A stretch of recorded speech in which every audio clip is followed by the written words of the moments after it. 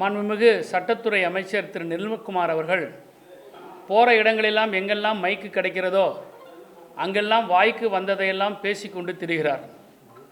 காவிரி நதிநீர் பிரச்சனை என்றால் என்ன, மேகதாது அணை விவகாரம் என்றால் என்ன என்பதை கொஞ்சமும் அது பற்றின ஒரு புரிதலும் அது பற்றின ஒரு கருத்தும் அடிப்படை கூட தெரிந்து கொள்ளாத அமைச்சரவை தான் இன்றைக்கு மாண்புமிகு விஜய் அமைச்சரவை இருந்து கொண்டிருக்கிறது.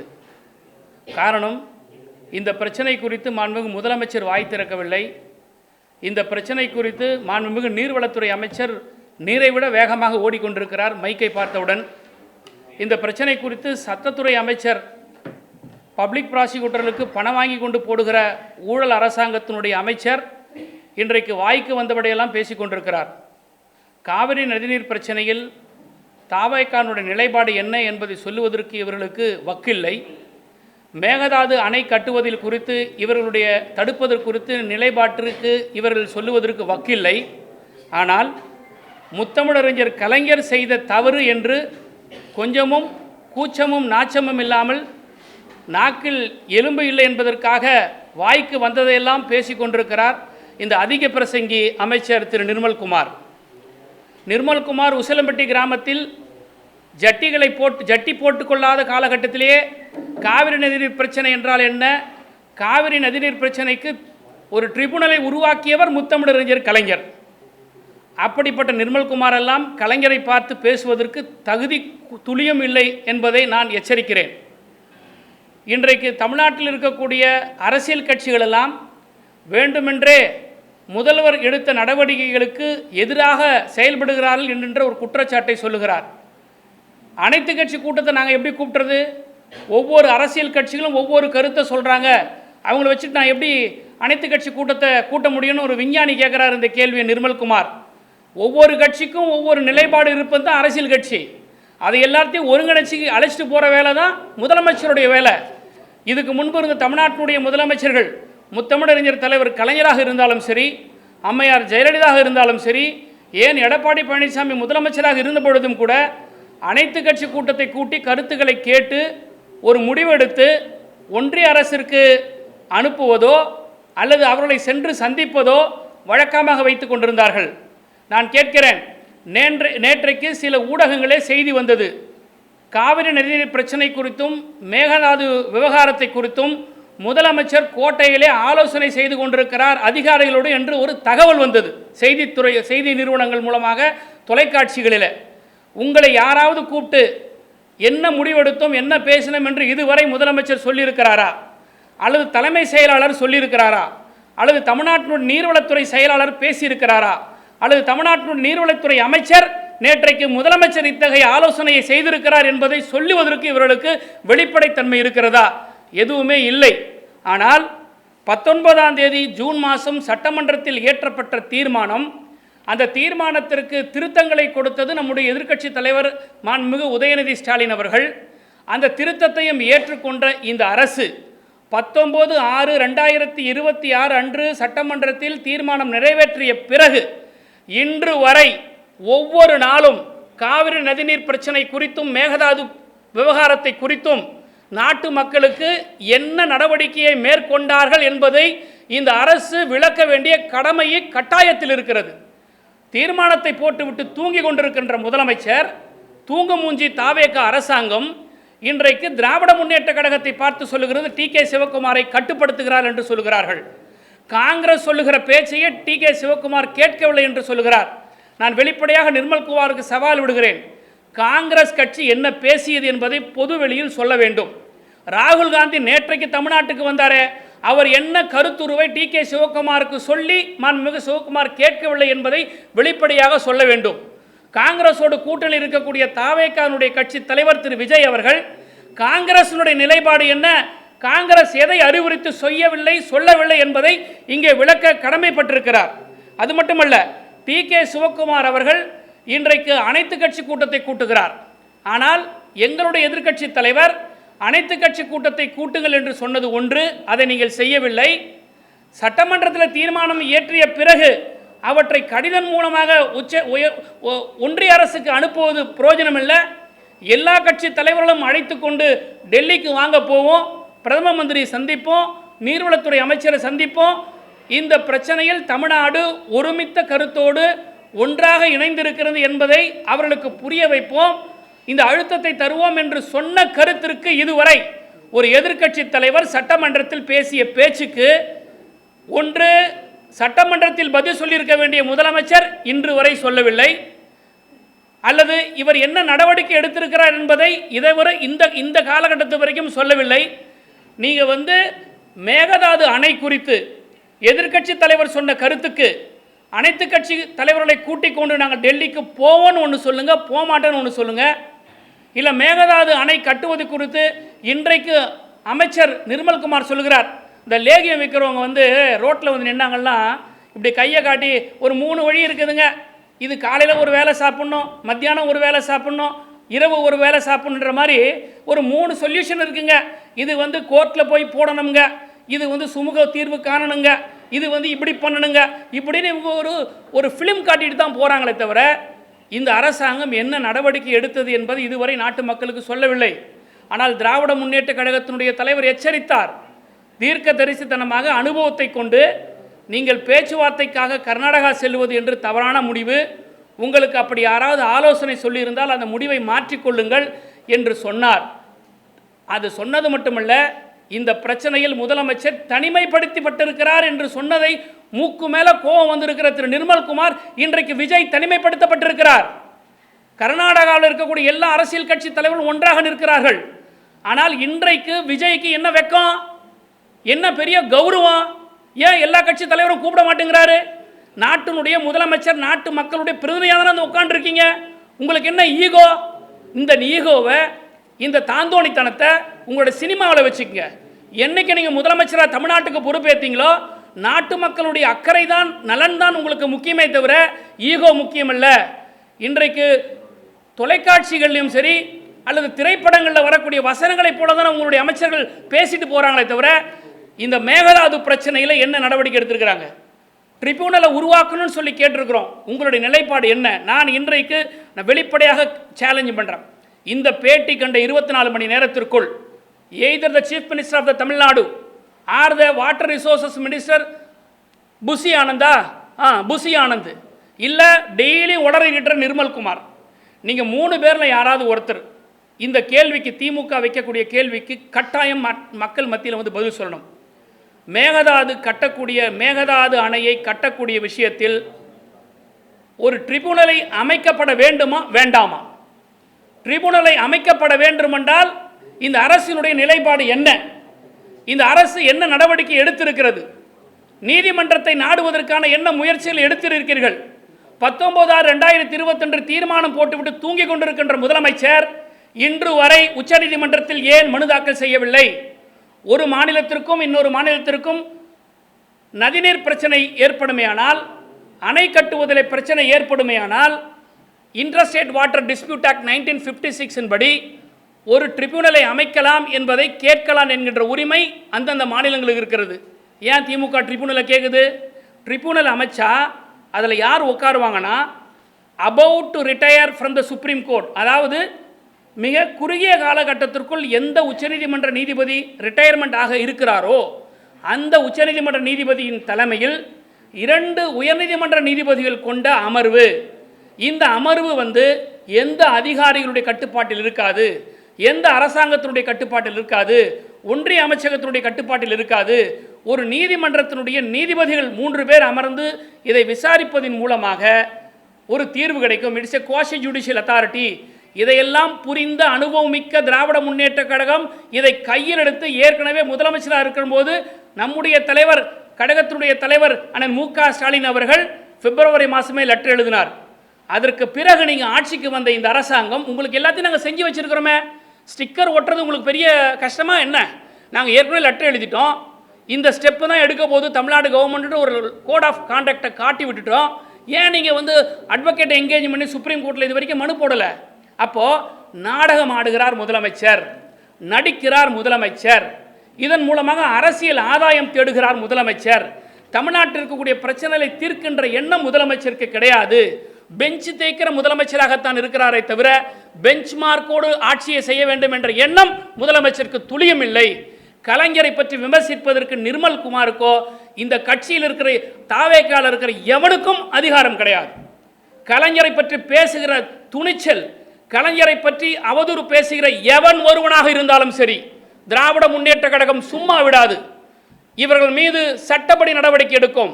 நிர்மல்குமார், மிஸ்டர் நிர்மல்குமார், நீ வாயில விரலை வச்சுக்கிட்டு ஜட்டி இல்லாமல் உசலம்பட்டியில் சுத்திக்கிட்டு இருக்கிற காலகட்டத்தில் தமிழ்நாட்டுக்கு காவிரி ட்ரிபியூனல்னா என்னன்னு கொண்டாந்து காட்டினவர் முத்தமிழறிஞர் கலைஞர். யாருக்கிட்ட வந்து நீ பேசுற? நாகரிகம் இருக்க வேண்டும். வாய்க்கு வந்த மாதிரிலாம் பேசக்கூடாது. ஒரு தமிழ்நாட்டுடைய சீனியர் தலைவர், இந்தியாவே பார்த்து உயர்ந்து நிற்கிற தலைவர், தமிழ்நாட்டுடைய உரிமைகளை மீட்டெடுத்து கொடுத்த தலைவர், 205 டிஎம்சிங்கிற வார்த்தை உனக்கு காதில் கேட்டிருக்கும்ல? நீ சின்ன பிள்ளையா இருந்த போது டிவியை திறந்தா, செய்தித்தாள்களை பார்த்தா 205 டிஎம்சி தண்ணீர், காவிரி தண்ணீர் தமிழ்நாட்டுக்கு வர வேண்டிய செய்திகளெல்லாம் நீ படிச்சிருந்துருக்கணும். காரணம், நீ தமிழ்நாட்டில் இல்லை, காக்கி ட்ரௌசர் போட்டுக்கிட்டு ஆர்எஸ்எஸ் கிட்ட இருந்தீங்க. நாங்கள் ஏற்கனவே சொன்ன மாதிரி தான், பல வண்ண வேஷ்டியை நீ மாட்டினா கூட நீ அடியில் மாட்டிட்டு இருக்கிறது காக்கி ட்ரௌசரு. அந்த புத்தி உன்னை விட்டு போகாது. அதனால் இந்த ரயில்வே ஸ்டேஷனில் நின்று பேட்டி கொடுக்குறது, இந்த விமான நிலையத்தில் நின்று பேட்டி கொடுக்குறது, போகிற வழியில் நின்று பேட்டி கொடுனா கொடு, வேணான்னு சொல்ல, ஒழுங்காக கொடு, தரவுகளோடு கொடு, அரசாங்கத்தினுடைய பிரதிநிதியாக இருந்து முறையாக மக்களுக்கு பதிலை கொடு. இந்த நாட்டு மக்கள் 12ஆம் தேதி, ஜூன் 12ஆம் தேதி காவிரி நீர் திறந்திருக்கணும். அதற்கு என்ன நடவடிக்கை எடுன்னு சொல்கிறதுக்கு துப்பு இல்லை. இன்றைக்கி குறுவை போயிடுச்சு. இந்த தண்ணி இப்போ வருதுன்னா மழை பெஞ்சதுனால வருது. உபரிநிதியை தான் கொடுக்குறாங்க அவங்க. இதுக்கு மேலே கர்நாடகா பூட்டி வைக்க முடியாது, இல்லைன்னா அணை உடஞ்சிரும். அதனால் வந்து வடிகாலாக தான் பயன்படுத்துறது ரொம்ப அழகாக எங்களுடைய தலைவர் சொல்லியிருக்கிறாரு. இதையெல்லாம் கொஞ்சம் கூட இந்த அறிவே இல்லாமல் இந்த ஆட்சியாளர்களுக்கு வாய்க்கு வந்தபடி பேசுறது. அப்படி திராவிட முன்னேற்ற கழகத்திற்கும் பெங்களூரில் எல்லாமே செட்டப் இருக்குது. திமுக என்ன பேசுகிறாங்க இவங்க? அதனால் இவங்க பேசுகிற பேச்சுக்களுக்கெல்லாம் டிஃபமேட்ரி கண்டென்ட் தான். சட்டத்துறை இதுக்காக வந்து நாங்கள் இன்று காலையில் எங்களுடைய வழக்கறிஞர்களோட ஆலோசனை செஞ்சுருக்கிறோம். நிர்மல்குமார் வாய்க்கு வந்தபடி பல அவதூறுகளை பேசியிருக்கிறார். அவர் மீது அவதூறு வழக்கை தொடர்வதற்கான நடவடிக்கையை நாங்கள் எடுத்துகிட்டு இருக்கிறோம்.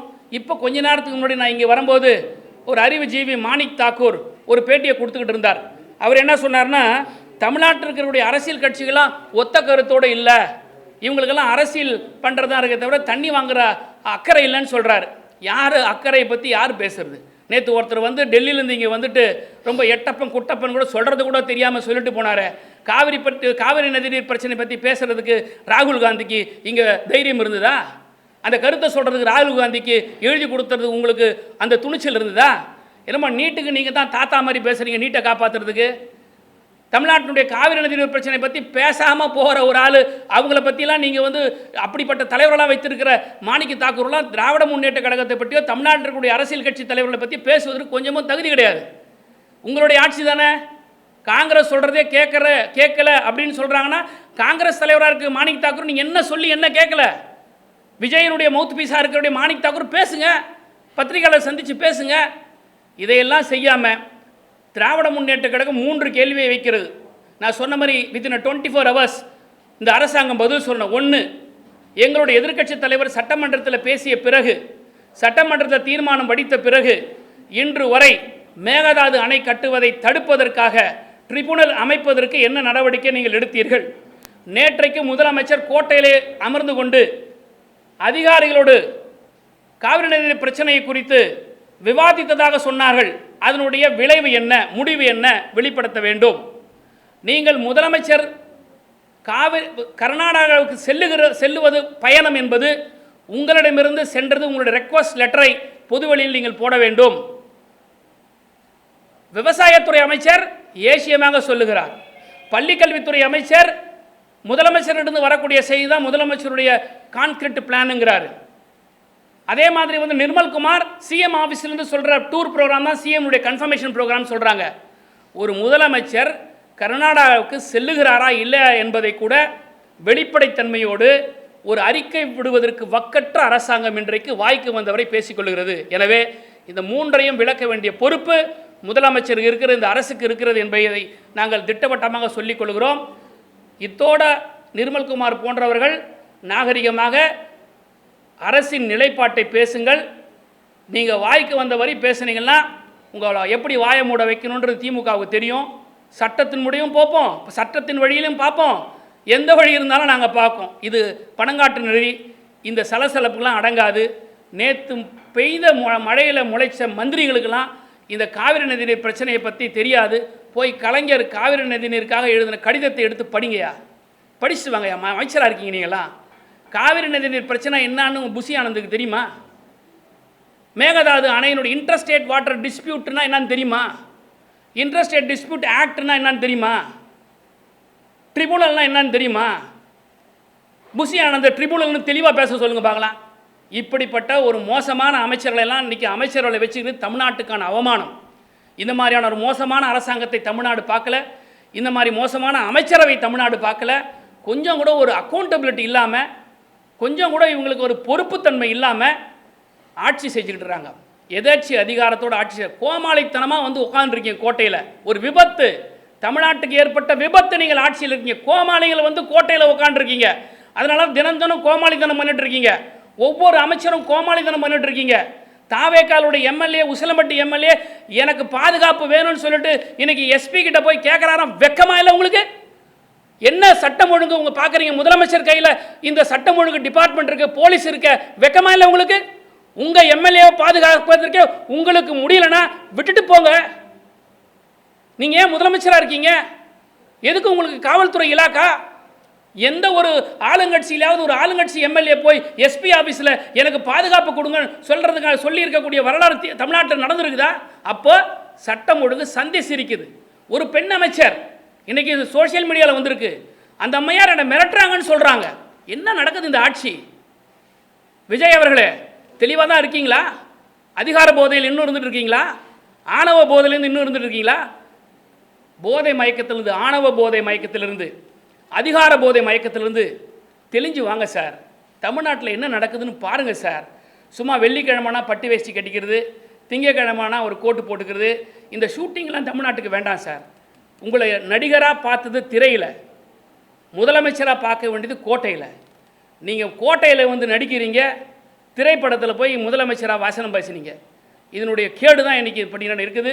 தயவுசெய்து ஆட்சியாளர்கள் இந்த ப்ரெஸ் மீட்டில் நாங்கள் சொன்ன இந்த 3 கேள்விக்கு 24 மணி நேரத்தில் உங்ககிட்ட பதில் இல்லைன்னா நீங்கள் வந்து தமிழ்நாட்டுக்கு செய்யக்கூடிய துரோகிகள் என்று தான் காவிரி டெல்டா விவசாயிகள் பார்ப்பார்கள் என்பதை இதன் மூலமாக நிர்மல்குமாருக்கு நான் எச்சரிக்கிறேன்.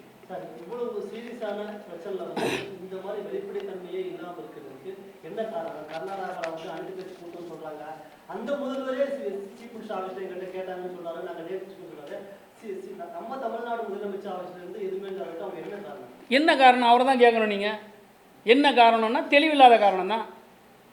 ஆட்சிக்கு மட்டும் வர தெரிஞ்சுது. ஆட்சியில் வந்து எதை செய்யணும் அதுக்கு தான் சொல்கிறோம். நீங்கள் அனைத்து கட்சி கூட்டத்தை கூடுங்க, எல்லா தலைவர்களும் கூப்பிட்டு கன்சல்ட் பண்ணுங்கள், அதிகாரிகளோட நீங்கள் கன்சல்ட் பண்ணீங்கன்னு சொல்கிறது எங்கே எப்படி தெரியும்? யாருக்கு தெரியும்? எல்லாமே தகவலாக தான் இருக்குது.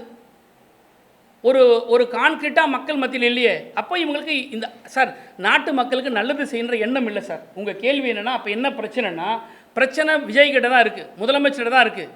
டெய்லி சாப்பாடு கட்டிக்கிட்டு வந்துட்டு ஸ்கூல் பையன் மாதிரி வந்து உட்காந்துட்டு போகிறாரே தவிர ஒன்றும் நடக்கலை. இதுதான் விஷயம். இன்னும் குழந்தை பிள்ளையாக தான் இருக்கிறாரு. இந்த பிரச்சனை இருக்கும்போது நேற்று WRD நீர்வளத்துறை செயலாளரையும் மாற்றம் பண்ணியிருக்காங்க, ட்ரான்ஸ்ஃபர் பண்ணியிருக்காங்க. இதுதான் வெரி குட், ஃபேண்டாஸ்டிக் கொஸ்டின். இந்த மாதிரி நேரத்தில் வந்து இப்படிப்பட்ட செயலாளரை மாற்றுறாங்கன்னா it is a political immature. ஒரு கேஸ் வீக்காக இருந்தால், ஆஸ் அன் அட்வொகேட்டாக சொல்கிறேன், ஒரு கேஸ் வீக்காக இருந்தால் இதுக்கு மேலே வாய்தா கொடுக்க மாட்டாங்க. இந்த இடத்துல நமக்கு கண்டம் ஆகிட்டேன்னா அன்னைக்கு வக்கீலை மாற்றுறேன்னு சொல்லி வாய்தா வாங்குவாங்க கோர்ட்டில். அந்த மாதிரி தான் இப்போ செக்ரட்டரி மாற்றுறாங்க. புரியுதுங்களா? பிரச்சனையை வந்து சீரியஸை புரிஞ்சிக்கலை. எப்போவுமே ஒரு சீரியஸாக இருக்கக்கூடிய நேரத்தில் செக்ரட்டரிஸை மாற்ற மாட்டாங்க. அப்போ இந்த துறையில் வந்து அப்போ என்ன அர்த்தம்? செயலாளர் ஒன்று சொல்லியிருக்கிறார். அப்போது இந்த அரசாங்கம் அந்த செயலாளர் சொல்கிறத கேட்கல. அப்போ ஜான ஆரோக்கியசாமியோ அல்லது வந்து அரசுக்கு சம்பந்தம் இல்லாதவங்க சொல்கிற ஆலோசனையை இந்த முதலமைச்சர் கேட்குறார். இப்போ எதுக்கு அசம்பிளி செக்ரட்டரி ரிசைன் பண்ணிட்டு போனார்? எதுக்கு எத்தனையோ செயலாளர்லாம் இன்றைக்கி வெளியில் போகிறாங்க? அவங்க வந்து அதிகாரிகள் சொல்கிறத இந்த அரசு கேட்கல. இந்த ஆட்சியாளர்கள் அதிகாரிகளை மிரட்டுறாங்க. நாங்கள் சொல்கிறத நீ செய்யுங்க, இல்லைனா உட்காரலாம் வெளியே போங்கிறாங்க. அப்போ இந்த நீர்வளத்துறையினுடைய டிரான்ஸ்ஃபருக்கு இதுக்கு பின்னாடி தான் இருக்குது. அப்போ நேற்றுக்கு இந்த கன்சல்டேஷனில் you would have been advised, அந்த செக்ரட்டரி அட்வைஸ் பண்ணியிருப்பார். அப்போ அந்த அட்வைஸ் சரியான அட்வைஸாக இருந்திருக்கும், அது விஜய்க்கு பிடிக்காத அட்வைஸாக இருந்திருக்கும். அதனால் அவரை மாற்றிருக்கிறாங்க. போராட்டம் நடத்துவதற்கு தாமதம், முதலமைச்சர் கர்நாடகா போராட்ட ஒரு முடிவுல சிக்கல், இதெல்லாமே தமிழ்நாட்டுக்கு இந்த விளையாட்டு ஒரு பெரும் பின்னடைவா ஏற்பட்டிருக்குன்னு பார்க்குறேன். மிகப்பெரிய பின்னடைவு சார், இது மிகப்பெரிய பின்னடைவு. இது எதை காட்டுதுன்னா கர்நாடகாவை தான் அட்வான்டேஜை காட்டும். ஏன்னா நாம் பொலிட்டிக்கலாக ஒன்றா நின்று ஸ்ட்ராங்காக நின்று ஃபைட் பண்ணால் தான் ஒரு பொலிட்டிக்கல் ப்ரெஷர் கொடுக்க முடியும். நான் இன்னமும் இப்போவும் சொல்கிறேன், திராவிட முன்னேற்ற கழகம் தெளிவாக இருக்குது. அரசியல் ரீதியில் இதுக்கு தீர்வு காண முடியாது, ஒன்றிய அரசு இதுக்கு தீர்வு காண முடியாது. The one and only way உச்சநீதிமன்றத்திற்கு சென்று இன்டர்ஸ்டேட் வாட்டர் டிஸ்பியூட் ஆக்ட் படி மேகதாது அணையை கட்டக்கூடாது என்பதற்கு ட்ரிபியூனலை அமைப்பது தான் ஒரே வழி. இந்த வழியை அவங்க மேற்கொள்ளாத வகையில் தமிழ்நாட்டுக்கு பின்னடைவு தான். இன்னும் சொல்ல போனால் தமிழ்நாட்டு மக்களை அவமானப்படுத்தியிருக்கிறார் திரு விஜய் அவர்கள். ஏங்க, ஒரு முதலமைச்சர் இன்னொரு மாநிலத்துக்கு வர்றதை வேண்டான்னு சொல்லக்கூடிய அவமானத்தை முதல் தமிழ்நாட்டின் மீது இந்த அவமானத்தை கொண்டு வந்து சேர்த்த பெருமை பழி விஜய் சார். ஒரு elected representative chief minister of Tamil Nadu sir. It is not Vijay. இது விஜய் என்ற தனி மனிதன் அல்ல, ஒட்டுமொத்த கோடிக்கணக்கான தமிழ் மக்களுடைய மானம் மரியாதை.